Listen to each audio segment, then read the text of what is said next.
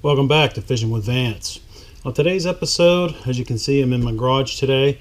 It's a cold, windy day here in Pennsylvania. Fishing's pretty much wrapped up for me. I don't do a lot of winter fishing. The ice fishing is just not for me. And so, that being said, I'm going to start to winterize my rods and reels. And you have everybody that fishes a lot. We all have a lot of rods and reels. Based on the application, you're heavy, medium heavy, so on, and lots of reels as well. You're going to want to take care of this stuff because, as we all know, it's not cheap. So, on today's video, I'm going to go over how I winterize my rods, of course the guides, and obviously the reels. So stay tuned, and we'll go over some winterizing of the rods and reels on today's episode of FishingWithVance.com. Alright guys, the pole we're going to do tonight is the one of my Abu Garcia Veritasuses. It's a medium, 6'6" medium. I have it paired up with the Fluger President 6935. So first thing I did off camera was I cut, this thing had a jig on it, so I cut the jig off and then stripped all the line off the reel. Obviously we're not going to hold on to that line. I switch my line about 2 or 3 times a year. So anyway, throughout the season, but definitely through the winter, I'm going to pull it off of there, and also we need it in order to clean it. So first thing we're going to do, let me take the reel off my rod here and go from there. These Veritasuses are very nice. I highly recommend them. I'm going to do a review on those, a full review on those here in the coming weeks. But for now, let's focus on cleaning the reel. Now, the first thing I like to do when I clean the reel is to go ahead and take the spool off. So, because we want to make sure that we get down underneath there, just in case, through the season, if you had a snafu, the line got caught up in there and you keep reeling it, you don't realize it, and then before you know it, you have to break it off, and maybe you come back and re-spool it, but you don't pull it off, and then there's line that's all twisted all around the shaft of the reel. So you're going to want to take this off. First of all, we want to clean it, and secondly, to make sure that there's no line left in there. So I'm just holding the spool and then turning this counterclockwise. All right, and like that, and then it'll pop right off.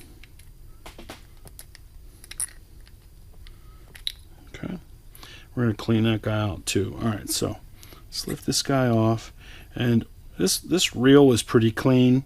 It's I didn't use it's pretty clean because I'm just going to set that there because I had a jig tied to this guy, and I'm terrible with a jig, so this probably only made 2-3 chips to the lake tops, and so this particular reel didn't get a whole lot of use this year, so she's nice and clean. But that, nonetheless, I still want to put oil in it and go through the process anyway to winterize it and clean it. So, all right. So the next thing I'm going to do is I'm going to loosen this handle a little bit. I'm not going to take it all the way out, but I'm going to loosen it enough that I can get some oil down in there and some down in there and so on. So this guy's pretty clean, so there's nothing really to wipe out of here. So, but I like to use these shop towels. You can get them at Walmart. They're a little heavier than your typical paper towel, but they're perfect for this. You can just throw them away when you're done. So the first thing we'll do here is let's just wipe the reel off, and I've already sprayed this with a little bit of this Kevin Van Dam's line and lure, and it protects your line, but it also protects your gear too. So I just use that to just wipe down the reel, and this one's nice and clean because I didn't use it a lot, but I guarantee if I go get one of those ones on the wall over there, they'll be pretty beat up and dirty. So we just wipe it down first. Now the next thing, and I guess I should cover what it is that I use. Good old-fashioned WD-40, spray that on some stuff, which we'll get to. The Kevin Van Dam's line and lure, and then this Hoppies or Hops. A lot of guys use this for guns, to wipe down guns. I really like it for my reels. So different people use different things. I really like this stuff, and so that's why I use it. All right, so like I said, nothing much to wipe out of there, so pretty simple, and there's no line caught all down in there. That's what I was looking for. And so I'm just going to drop a little bit of hops down in there, and then put a drop in here, and a little bit in there, and we can tighten that guy back up again, the handle.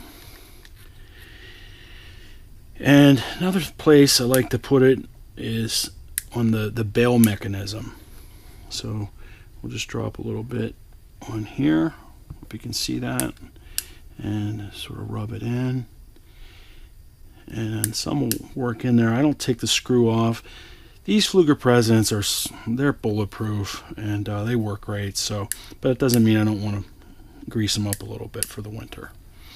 And then last but not least, let's drop a little bit down in the spool itself, and a little bit on the spool cap here, and that's it. So we can throw this guy back on here. Now this time I'm just going to hold the spool, and I hope I'm not holding that out of the camera, and then just tighten your drag down to put the spool back on. Now I'm not going to leave my drag tight like that all winter. I want to take the pressure off of it, so I'll keep it very, very loose to store it for the winter. So when you're all done, just come back with your rag, sort of wipe it down a little bit, and get the extra oil off.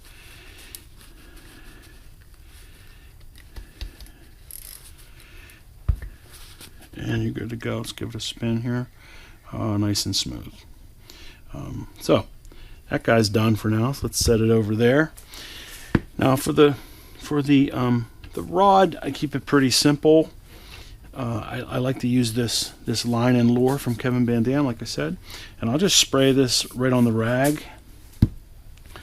And then for the pole itself, I'm just going to wipe this down, and just to put a little coating of protection on here.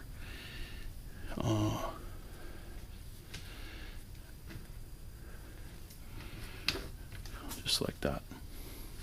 It just gets any dust or dirt that was on there. Like I said, this pole didn't get a lot of use this year, but it probably collected more dust than fish this year.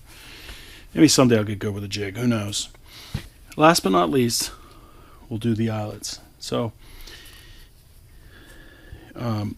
it's important to clean these, because throughout the year, if you get buildup or garbage on your line, maybe you're fishing and there's leaves on it or something like that, then little dirt or whatever gets on your line, and then that may stick onto the inside of your eyelets. And if it dries on there and gets hard, then if you don't clean those out, they could possibly nick your line next year. So it's not imperative to do it, but it definitely, I think it's a good thing to keep good care of your rod. So again, I usually just spray this down and just give it a wipe on the inside of these. So if you do that, like I said, you're going to get rid of any dirt or residue that's in there. Hey, look who's here. Hello. So you just wipe the inside of these. You're just going to run it through like that. I don't know if you could see that. Let me put this over here. So that you have a tacky rag, and I just run it through. So if there's any dirt or anything on there, it's going to take it off. Now when you get to the smaller eyelets, I just get a smaller piece, spray that a little bit. I'll jump down here to the end, so we don't have to do every one here. So if we come down here, it's the same thing. So you can just run that through like that, and it works the same. So, all right, now that the eyelets are done, the other thing I like to do with these rods is just throw a little WD-40 on the mechanism that holds the reel on. That's all. Just to give it a little oil, and again, just wipe off the residue. Now for these handles, if you had a cork handle, then you probably would, if it was dirty, that'd be a different story to clean these. But for these that are just basically styrofoam, this one's pretty clean, so there's nothing to do with it. But normally I would just use water on one of these rags and just wipe it down. But like I said, this guy's pretty clean, so I'm gonna just bypass that step. So that's pretty much it. I'm gonna throw this back on, and